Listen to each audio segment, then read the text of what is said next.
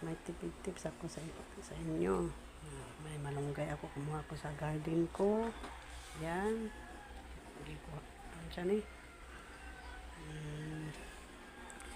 Para tipid-tips sa low budget na tipid-tips. May sayote ako. Bumili ako ng sayote. Kalahati lang ng sayote. Ito yung sobra ng anak ko na ulam niya kaninang umaga. At saka iulamin din niya sa lunch. Sa tanghalian. Ito nilagyan ko ng sabaw. Ay, wait. Sabaw.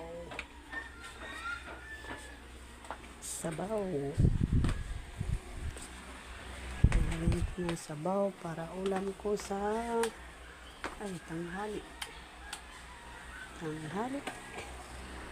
At ultim din sa ulamin din sa anak ko na ang dinner. Ito ang corn beef na sobra niya kanina umaga. Ibabaon yung iba, kinain niya yung iba para sa lunch niya. Ngayon, nilagyan ko ng sabaw. Yung tipid-tips, nilagyan ko ng sayote.